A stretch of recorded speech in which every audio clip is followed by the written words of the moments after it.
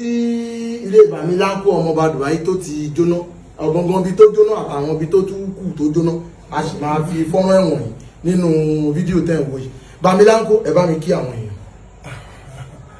Èèyàn mi ẹ má bínú dọ́ èmi ò fẹ́ kẹ́ rí èrè pé bóyá. Rárá ẹ̀kọ́ kí wọ́n. Mo kí yín o. Kí ló ṣẹlẹ̀ gangan? Èmi náà mọ̀. Mọ̀ ibo lẹ wà tí ìṣẹ̀lẹ̀ yìí fi ṣẹlẹ̀. Àwọn ṣe ń ṣe fún Àgbàlá Gabriel. Nìbàdàn. Mo pọ̀ lẹ́yìn 3 o'clock. Lọ́jọ́ wo ni? Èmi Alẹ́bíyèṣù ìṣọ́yà níjọ́ Friday. Wọ́n dẹ̀ pè mí ní 4:15 pé lẹ́mi tí ń jó. Ẹ ti dé Ìbàdàn àbí ẹ ṣì wà lọ́nà? Mo ti dé Ìbàdàn ní mo gba Kálàwé mo dé roundabout new garage Ìbàdàn. Mo wá páàkì sínú ilé epo dáàkì àbí dáàkì. Ẹ ṣáà páàkì sínú ilé epo kan. Ìyàwó mi sunkún kí ló ṣẹlẹ̀ ó ní wọ́n pè pélé ń jó. Pélé ń jóná. Ilé ṣe máa jó. Gbogbo òkè ṣàlùjọ tán ṣá. Gbogbo ẹ̀ lójú àwa náà ti rí oríṣiríṣi. Níbi tẹlifíṣàn wọn. àti rí lóríṣiríṣi. Gbogbo ẹ̀ ló bá àti rí lóríṣiríṣi. gbogbo pálọ̀ sí ti rúùmù. ló ti jó.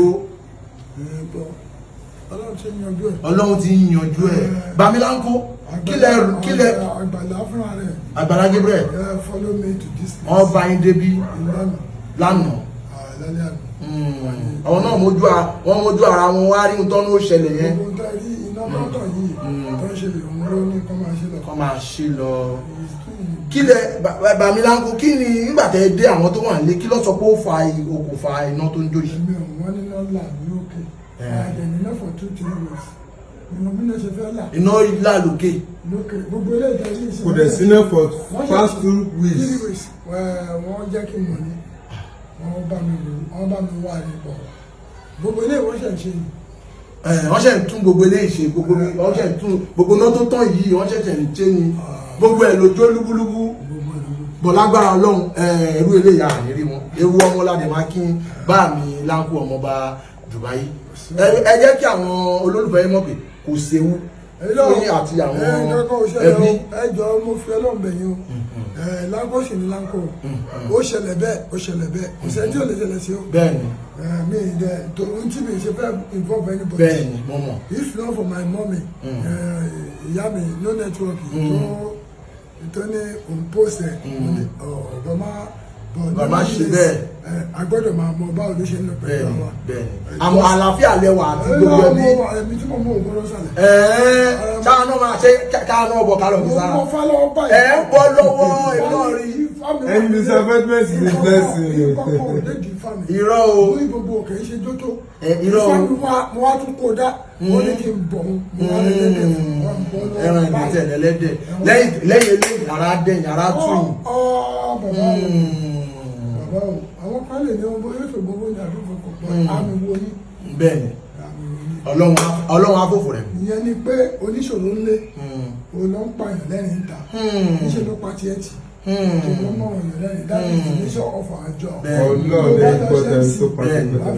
Bẹ́ẹ̀ni wà máa lọ ìyàwó ẹlẹ́bẹ̀ẹ́ ẹjà kó tó bínú kò lé bọ́ ò gbọ́dọ̀ jẹ́ kó hàn tó bá débẹ̀.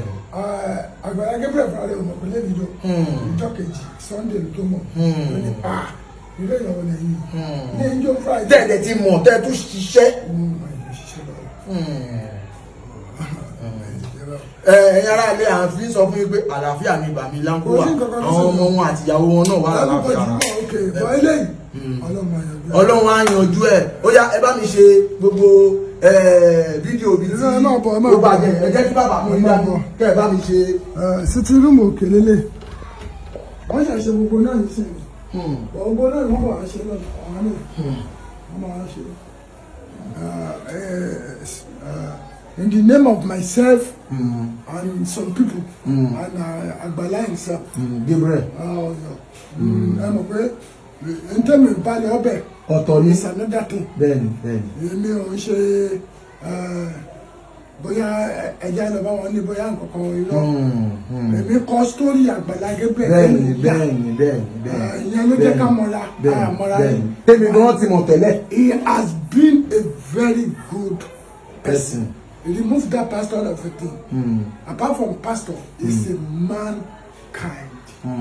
Èèyàn ni. So tẹ́ bá sọ tún pastor náà, èèyàn náà tún ni.